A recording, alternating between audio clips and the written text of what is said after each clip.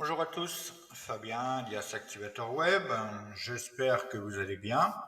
De retour sur la série consacrée à la création d'une API avec Node.js, Express et MongoDB. Je suis content de vous voir également de retour pour ce bonus concernant notre application. Il y a des améliorations à apporter et si vous êtes là, c'est que vous avez souhaité aller plus loin dans l'amélioration et la sécurisation de votre API.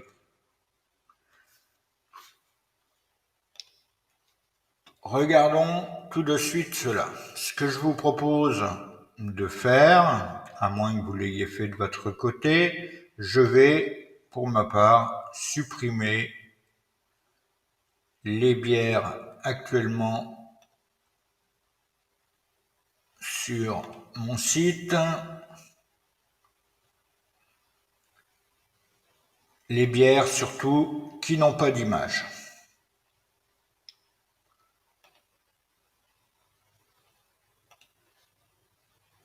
Je laisse celle-ci. Je vais me connecter à l'application avec un identifiant en base de données qui est valide. Parce que je vais dans ma collection user, j'ai ici tous les identifiants que j'ai créés. Ici, je me connecte, j'ai actuellement une bière qui a été créée par moi déjà. Ce que je vais faire également, ici je vais regarder dans ma base de données, l'image se termine par 51 425. Dans mon dossier image, je vais laisser uniquement l'image 51 425. Donc, je vais sélectionner les autres et les supprimer. J'ai bien que cette bière du sorcier finissant par 51 425.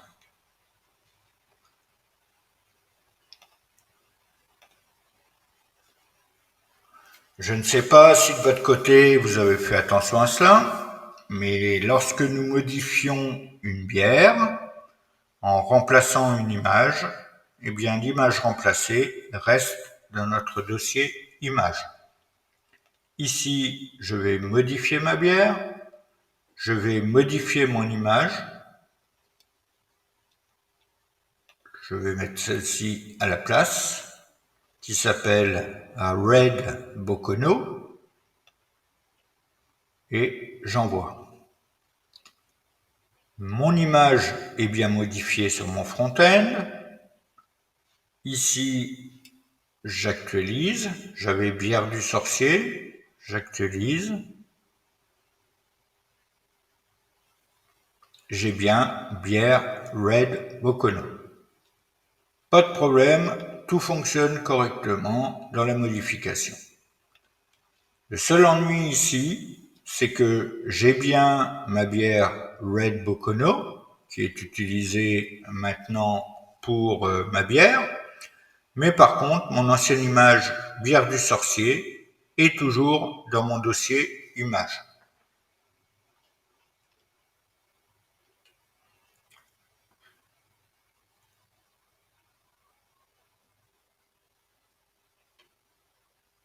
Ceci n'est pas optimal, n'est-ce pas?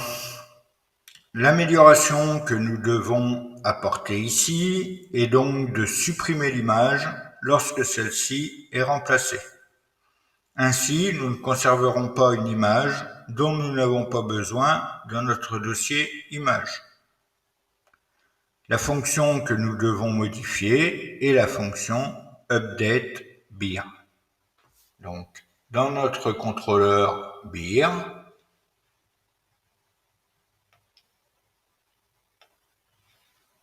nous devons modifier non pas updateBeer, mais modifieBeer.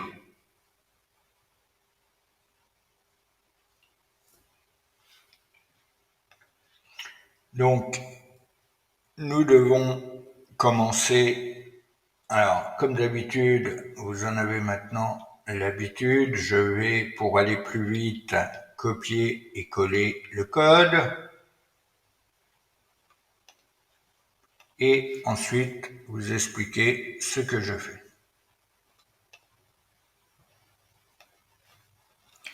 Voici ma fonction modifie beer modifiée.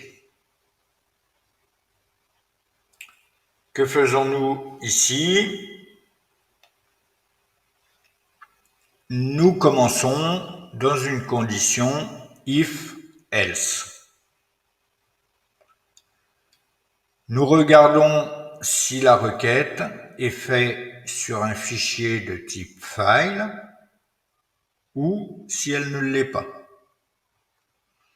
Si nous avons une requête de type file, nous utilisons la méthode findOne de Mongoose, comme nous l'avons vu, qui récupère la bière ayant l'underscore ID en base de données, correspondant à notre ID passé en paramètre de requête. Ensuite, dans le bloc Zen, on commence par supprimer l'ancienne image avec la fonction fsunlink, comme nous l'avions déjà vu dans notre fonction deleteBeer. Ici, notre fonction fsunlink supprime bien l'image. Donc, nous réutilisons cette fonction dans notre fonction modifie beer. Ensuite, nous ajoutons le corps de la requête que nous parsons avec sa nouvelle image. Ensuite, nous utilisons la méthode updateOne de Mongoose pour mettre à jour la bière avec l'ID correspondant et nous remplaçons par notre objet. Nous renvoyons ensuite dans une promesse dans le bloc Zen et Catch une réponse au statut 200 avec un message ou l'erreur générée. Si notre fonction findOne échoue, nous passons une erreur dans le bloc catch. Décidément. Sinon,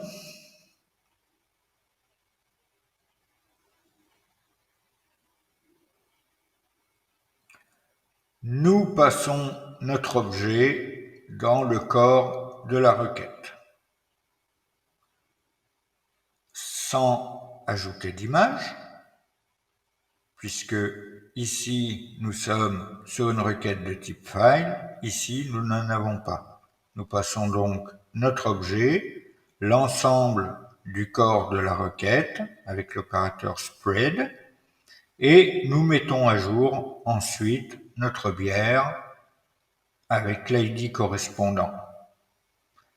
Nous renvoyons également une promesse avec un bloc Zen et un bloc catch. Nous pouvons maintenant tester notre fonction.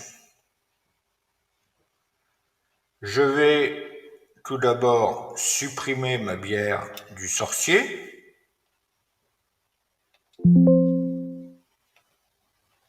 Ici, donc, j'ai bien mon image bière Red Bocono, qui est la seule que j'ai ici, et la seule également que j'ai en base de données. Je vais maintenant modifier ma bière, modifier l'image. Je vais prendre celle-ci qui est bière Malacca. Le nom de l'image est bière Malacca. Pardon. Et je soumets. Mon image est bien modifié, pardon. En base de données également, BR Malacca. Dans VS Code, mon image BR Malacca est bien présente.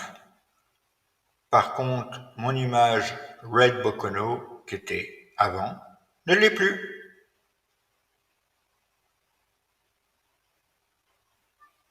Parfait. Notre CRUD est maintenant optimisé. Et nous n'aurons plus à stocker des images qui ne servent pas ou plus. Ce qui, pour le poids et la performance de notre site et de notre serveur, est beaucoup mieux. Vous souhaitez encore aller plus loin? Alors, allons-y. Là encore, peut-être que certains d'entre vous l'auront remarqué, mais quelque chose d'essentiel est à améliorer dans notre API. La validation de la saisie des données. Je vous explique ce que j'entends par là. Revenons à l'inscription d'un utilisateur, par exemple,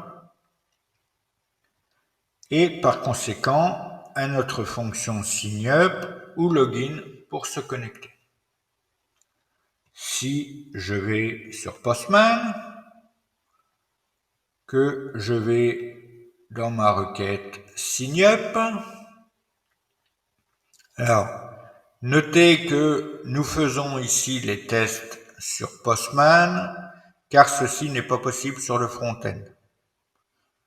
Sur le front-end, celui-ci attend un champ d'email valide puisque le formulaire contient un champ de type email qui impose un email valide.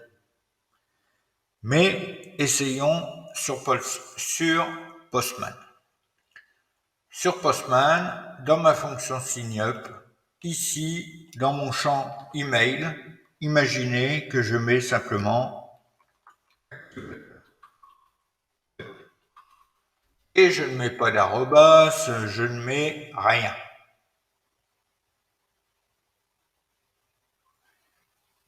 Ensuite, imaginez que mon mot de passe, je mets simplement A, la lettre A. Et j'envoie ma requête. Ici, j'ai un succès avec le code 201 qui me dit l'utilisateur a été créé avec succès. Si je me rends dans ma base de données, dans ma collection user, je le vois, ici mon email est activateur web, alors que mon champ d'email n'est pas valide. Mon mot de passe, bien que je n'ai mis que la lettre A bien été crypté. Ok. Mais est-ce qu'un mot de passe avec seulement la lettre A est logique?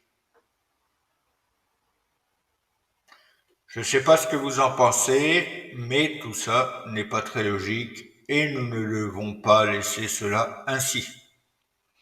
Et c'est justement pour résoudre cela que nous devons mettre en place la validation des données saisies dans les champs. Et nous en profiterons pour valider ces données, que ce soit pour s'inscrire ou pour se connecter. Pour mettre en place cette validation de données, nous allons avoir besoin d'installer un package. Ce package se nomme Joy. Il permet de valider les données codées en JavaScript. Comme d'habitude, téléchargeons et installons-le avec la commande npm i-joy. J-O-I. Je tape Entrée. Mon package est maintenant installé. Nous allons créer un nouveau middleware et nous créons un nouveau fichier de middleware, donc, que nous allons nommer, par exemple, validate input, puisque c'est pour valider les champs. Validate input.js. Dans ce nouveau fichier, la première chose à faire est d'importer notre package Joy. Donc, je vais mettre un constant Joy égale require.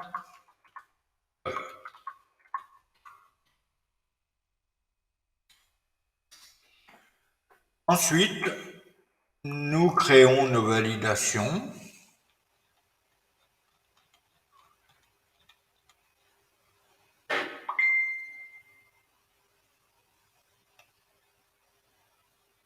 Nous allons coder ceci.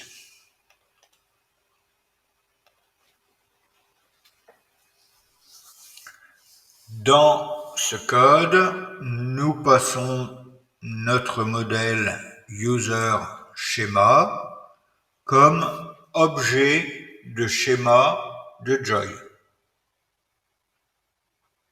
Et à l'intérieur de cet objet, nous déterminons les clés que nous voulons pour valider les données du champ, email et password. Pour l'email, nous demandons à valider que ce soit une chaîne de caractères, donc string, qu'il n'y ait pas d'espace, donc .trim, que ce soit de type email et que ce champ est requis. Pour le password, nous définissons les mêmes clés, c'est-à-dire string, une chaîne de caractères, qu'il n'y ait pas d'espace avant et après. Et nous demandons que la chaîne de caractères, donc que le mot de passe, fasse au minimum 4 caractères. Vous pouvez mettre la valeur que vous souhaitez ici. Moi, j'ai mis minimum 4 caractères et au maximum 30 caractères. Et nous définissons également ce champ sur requis. Alors, j'aurais pu mettre 8, c'est souvent ce qui est demandé pour un mot de passe. Ici, nous sommes dans le développement. Et libre à vous de mettre les valeurs que vous souhaitez. Nous exportons ensuite cette validation de données, donc ce schéma, en le nommant user. Et nous utilisons une condition if-else.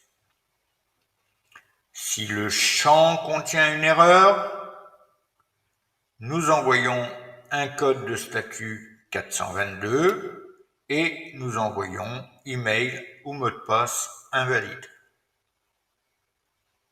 S'il n'y a pas d'erreur, nous exécutons next et du coup, nous continuons et poursuivons le code de nos fonctions signup et login.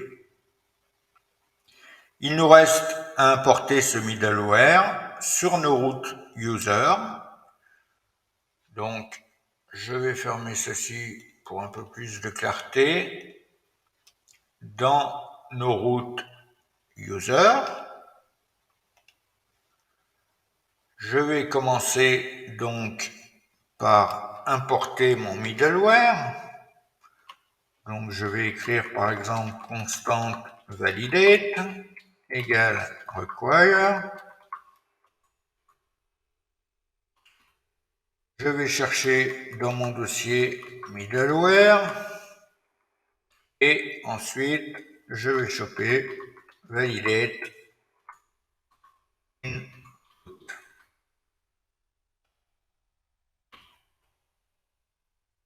Je dois ensuite ajouter mon middleware en attribut sur nos routes signup et login. Ici, je vais, avant l'utilisation de mon contrôleur, mettre un validate et nous avons nommé notre objet de schéma user, je vous le rappelle. Ici, lorsque nous l'exportons, nous le nommons user.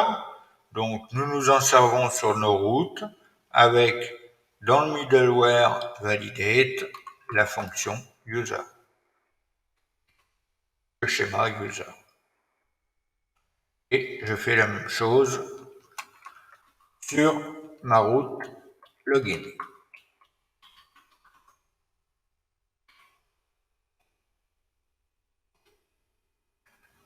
Nous allons pouvoir essayer cela. De retour dans Postman, je vais avant supprimer mon dernier utilisateur de la base de données, je le supprime. Dans Postman, je relance ma requête et cette fois, j'ai bien email ou mot de passe invalide. Je vais mettre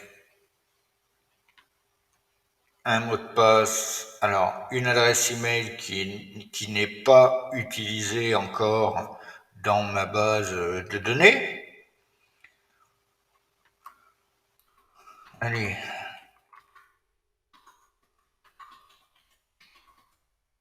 Et je vais laisser pour le moment mon password à j'envoie. Il me dit toujours email ou mot de passe invalide. Je vais rajouter un R, un Z. Email ou mot de passe invalide. Je mets un mot de passe de minimum de 4 lettres. J'envoie. Utilisateur créé avec succès.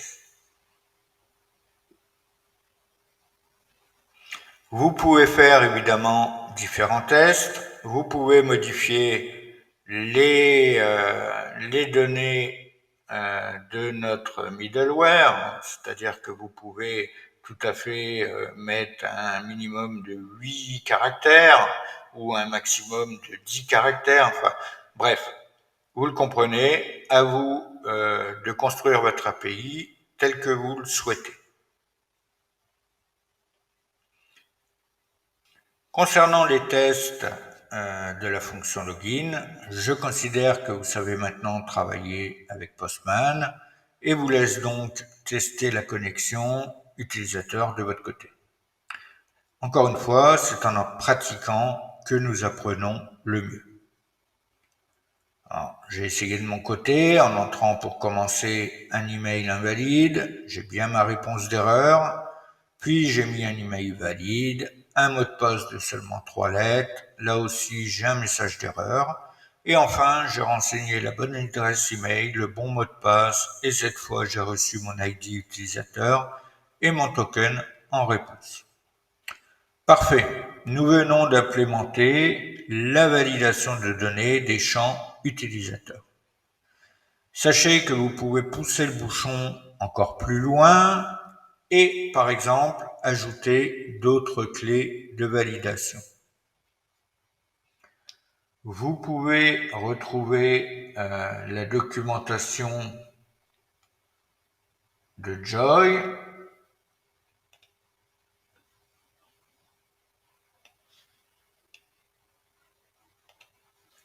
À cette adresse, ou sinon vous pouvez également aller à npm Joy. Vous faites une recherche, vous allez sur le package npm et ici vous avez un lien pour aller dans la documentation et l'API. Ici, il y a un tas d'exemples sur les schémas à mettre en place, sur les types de données, ça peut être des dates, ça peut être des booléens, ça peut être sur les arrays, sur les nombres, sur les liens, bref, sur les objets tels que nous venons de le faire. Bref, cette documentation est faite pour vous aider à construire vos schémas de validation de données.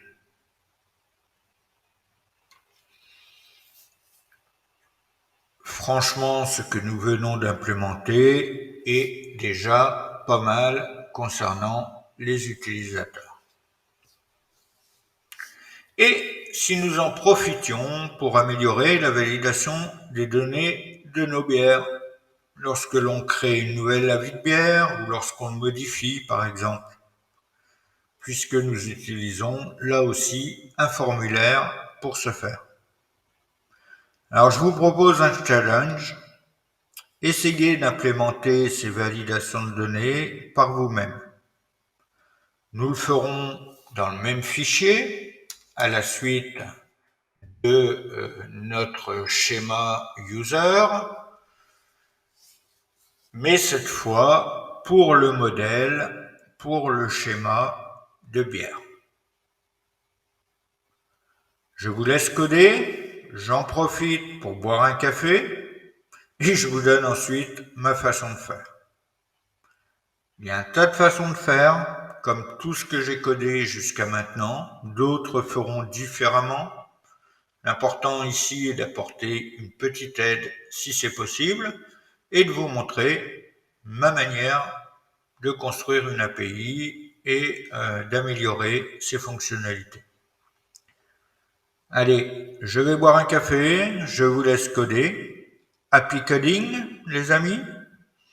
Je vous donne rendez-vous dans la prochaine vidéo où nous verrons comment implémenter la validation de données des champs du modèle bière. En attendant, codez bien, prenez soin de vous et surtout, restez curieux.